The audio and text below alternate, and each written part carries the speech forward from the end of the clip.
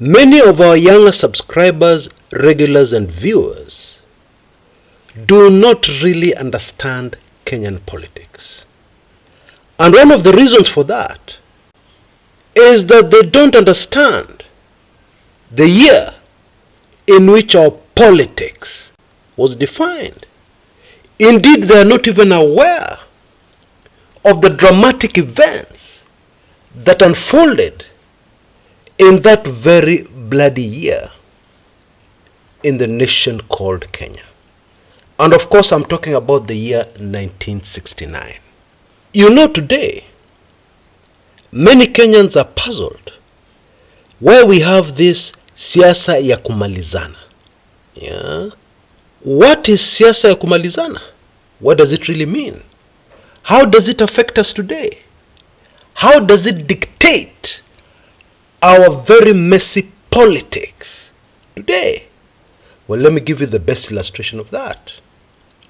In 2010, Kenya passed a new constitution.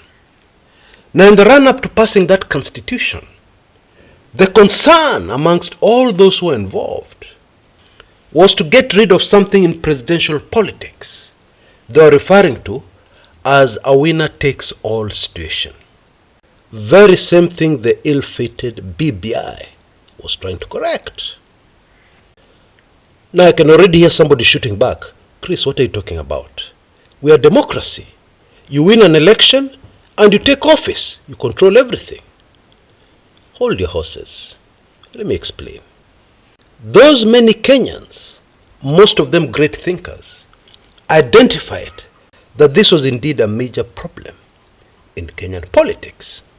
And so in Yash Palgai's first draft of the constitution, we had a prime minister and we had a presidency, which was not just completely ceremonial. The president was supposed to have certain powers, foreign affairs, defense, etc., etc. With the benefit of hindsight, that kind of setup would have healed a lot of our problems.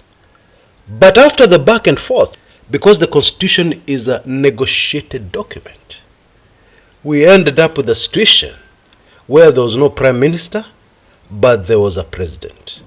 And in a last-ditch effort, constitutional lawyers insisted on a very independent parliament that checks the powers of the executive. But what happened after the 2013 presidential elections? You know, you can't teach an old dog new tricks. Yes, the candidates were young, relatively, but they had handlers. They had the National Intelligence Service. And those people could not contemplate a president who does not have full control of parliament. A complete contradiction to what was intended in the 2010 constitution. So what did they do? Apart from rigging in the presidency, they rigged in members of parliament for numbers. And indeed, that situation continues right up to this day. Yes, our most recent elections had the most widespread rigging of legislators in our entire history. And that's not an exaggeration. And actually did not go according to plan. And so what was done next? By opposition legislators. Wave files at opposition legislators. Threaten opposition legislators, especially those with cases, so that you ensure the sitting president has the numbers. Siasa ya kumalizana kabisa. Now, in case you forgot, a democracy is all about negotiating. Negotiating positions, negotiating especially laws. Former US president wrote a biography where he pointed out something very interesting and relevant to this. He equated the making of laws to the making of sausages. Extremely messy. You know, if you saw how sausages are made, you would never eat another sausage. What did former President Clinton mean? He meant that when a law is being made, it is all about negotiating. You wanted this, okay? So we'll give you this, but help me pass this law, etc., etc. which means that nobody can pass a law without negotiating very closely and involving all interest groups. As opposed to, I won the elections. Yeah. So you opposition people, cool your heels there. Shut up. And then you bulldoze through all the laws you want to bulldoze. And many times with no concern for the real opinions of your boss, the ordinary Kenyans, who have the sovereign power according to our constitution. So let's dive into 1969, the year when this particular tabia mbaya in our politics was solidified. The foundation was laid and solidified, and we have never been able to get away from it to this very minute. The president was Jomo Kenyatta, but the main political problem then was that it was felt that the president did not have enough power. It was felt that there were threats to the future of the presidency. And therefore, to the powerful at the time, the only way Kenya would go forward is if every single opposition and threat, real and perceived, was completely silenced. Yeah? So that the presidency would be able to bulldoze through anything they felt like bulldozing through. And I'm talking about laws which affect every Kenyan, decisions, policies, etc., etc. And the intelligence community at that time identified the Luo community as the biggest threat, yeah, the biggest obstacle to politics ya kifua, politics of winner takes it all. And the Luo community had three very strong leaders. They were not united, yes. Some of them even had very different political ideologies from their colleagues. But it was clear that if the government was going to solidify siasa ya kumalizana, politics of domination, yeah, sooner or later, these Luo leaders would unite against that government. And that would be a formidable opposition, a formidable obstacle to what the government wanted to do then. Those three great Luo leaders, all of them very potential future presidents of Kenya, were Agwins Kodek, Tom Mboya, and Jaramogi Oginga Odinga. Mboya and Kodek were pro-West, okay, and Jaramogi Oginga Odinga was a socialist, pro-Russia, or the USSR, as we referred to it at the time. When you understand what I've just said, then you'll completely understand the very dramatic and bloody events of the year 1969. So on 29th January, very early in the year 1969, Agwins Kodek was involved in an alleged road accident. The vehicle involved in that road accident was never produced, believe it or not. Indeed, the vehicle he was driving in vanished into thin air. I kid you not.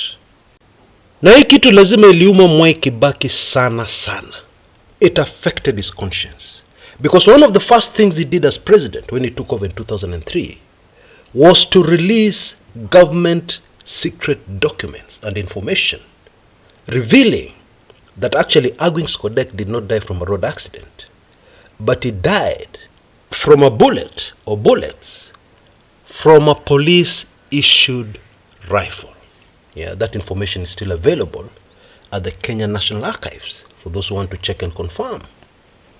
Now, in my opinion, Agwins Kodek is the most unsung great Kenyan in the history of our country. I mean, this man was the first black East African to qualify as a lawyer. And this happened not in Kenya, but in the United Kingdom.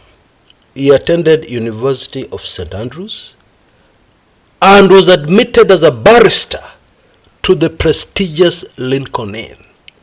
a mind-boggling achievement at that time, 1952, when most Africans didn't even go to school. And he started his career as a lawyer, arguing cases before some of the most brilliant legal minds on the face of the planet in the UK. And he did it like a pro. Yeah, so that just gives you a glimpse into how brilliant this Kenyan was. And he got married to an Irish lady called Mavis Tate. And Bwana Kodek decided to abandon his very well-paying job in the UK to return to Kenya to fight for a better Kenya. And his first problem on landing in Kenya will fascinate most of us. Okay? He was immediately arrested because of the wife he married. You see, in those days, it was against the law for a black African to have any kind of romantic relationship with a white. It was not allowed. It was against the law. Of course, Bwana Kodek already knew this. He was not taken by surprise. And in a landmark case in Kenya, he argued his case and won, and was allowed into the country to live with his wife, his legally married wife. How did he win that case? I'm telling you, the Mzungu lawyers and judges in Kenya at that time never knew what hit them. Kodek argued successfully that the crown law of Britain, which was the colonial master over Kenya, superseded the law in colonial Kenya, was superior. At the time of Bwana Kodek's death, he was the Minister of Foreign Affairs. And this great achiever, this great super achiever, was only 46 years old at the time of his death. So sad. Yeah. But the next great Kenyan at the time of his death was even younger. They were not yet 40. They were only 39. I'm of course talking about Thomas Joseph Odhiambo Mboya, better known as Tom Mboya. Now, I've done many videos on this channel about this very exceptional Kenyan. So we're going to save time and allow you to explore the channel, find those videos, and get all the information about this man. However, there's just one thing I want to mention.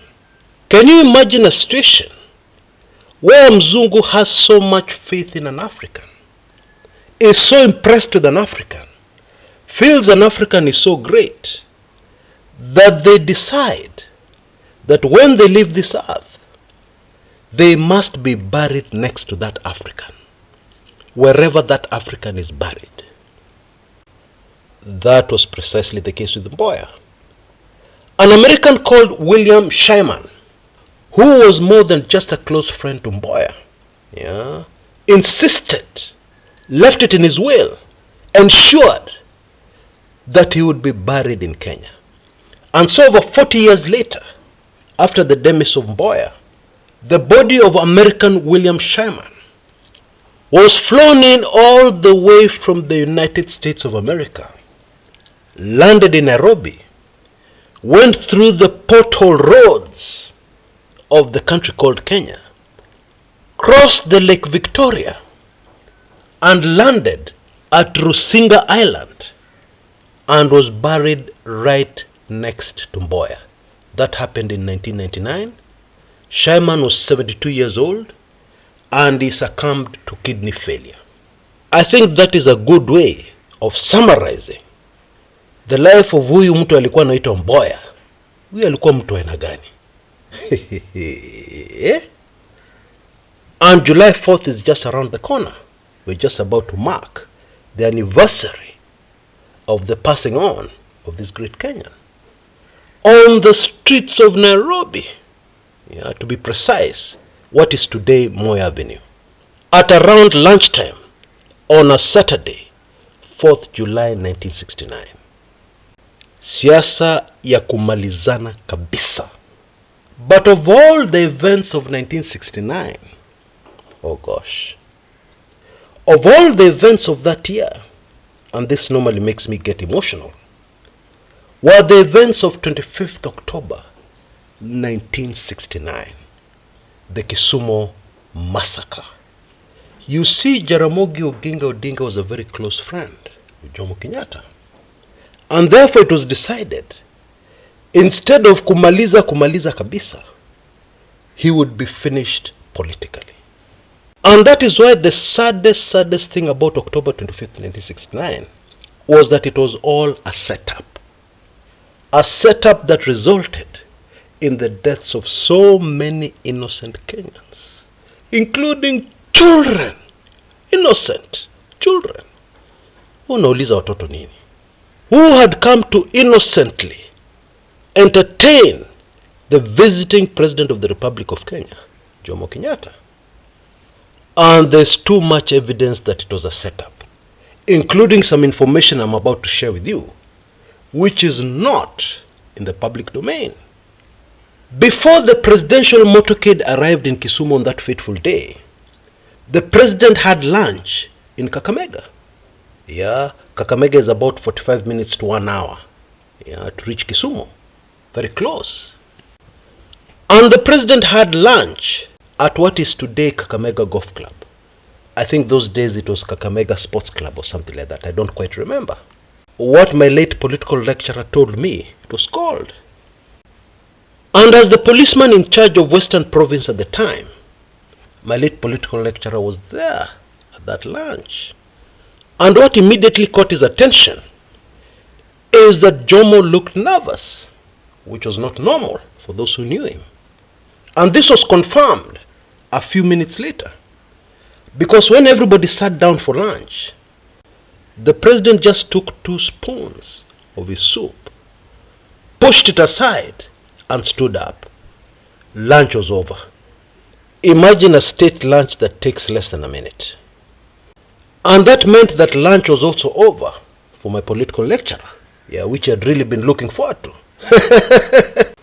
Because it was his responsibility to escort the presidential motorcade to the border of Western Kenya and Nyanza, which I believe is in Majengo, yeah, in Vihiga, on that road to Kisumu. And according to police protocol, there's usually a handing over procedure, yeah, to the police boss in Nyanza. According to my late political lecturer, at that moment when he handed over, a cold chill went down his spine, and he knew that there was something very, very wrong. Well, we know today it was a setup. And as the presidential motorcade entered Nyanza, the reception was hostile. There were a few shouts from the crowd. Where is Mboya? Yeah, Mboya had been assassinated earlier on July 5th. This was October. But the truth is, at the function the president was attending, the crowd was well behaved. This was at the hospital known as Russia, what is today the Kisumu Referral Hospital. And at that meeting, yeah, this speech is available online, President Jomo Kenyatta gave Jaramogi Oginga Odinga, who was present, a proper dressing down. Now, super fascinatingly, Jaramogi Oginga Odinga had been warned not to attend the presidential function in Kisumu by one of his aides. His aide had gotten information from the intelligence community that there would be trouble. Set up. You see, it was important for Jaramogi to be there, for him to be blamed for the chaos, which would give the government a good reason to ban his political party and all other would-be political parties against the law. Yeah, but you can apply emergency laws because of a situation like what happened in Kisumu. So it was very important for Jaramogi to be there. And with the benefit of hindsight, he would easily have frustrated this evil plan by not turning up. But the truth is, the crowd were well behaved. And therefore it is more than a little strange that somebody would want to throw a chair at the President of the Republic of Kenya. Well, we all know that people in this part of Kenya don't throw chairs. We know what they throw. Stones! Set up. And one of the security people there, I believe you can see the photograph on your screens right now. Look at it carefully. One of the security people there grabbed the chair in midair. It was, of course, very far from the president.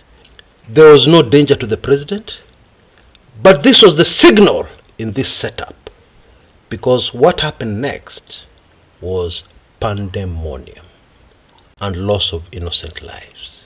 I believe in that photograph on your screen, you can see the security detail of President Jomo Kenyatta immediately going for their guns. You can even see one gentleman, already looking with bloodthirsty eyes on where he's going to shoot. Set up. It is said that President Jomo Kenyatta was carried by security personnel very quickly into his vehicle, and he drove off at high speed. But the firing which had started did not stop, even on innocent passers-by, as the presidential motorcade was leaving Kisumu. The official death toll of innocent Kenyans from that day is still a state secret to this day. But of course it is not a secret with Almighty God in heaven. And we're in the season of judgment. Siasa ya kumalizana kabisa. And so the threat to the presidency was finally completely neutralized on 25th October 1969, at great cost, in my opinion. But we need to understand that the priority was siasa ya kumalizana kabisa. Politics of domination in a democracy. The blood of all those innocent Kenyans is still crying out to Almighty God to this day. And now we have entered the season of judgment. Now, very quickly before I go, we are all very fully aware of the season we're in. We are fully aware of where we're headed, indeed where we already are. And therefore, I once again remind you about my set of videos which I made in 2019 without fully understanding at the time why I was making this set of videos.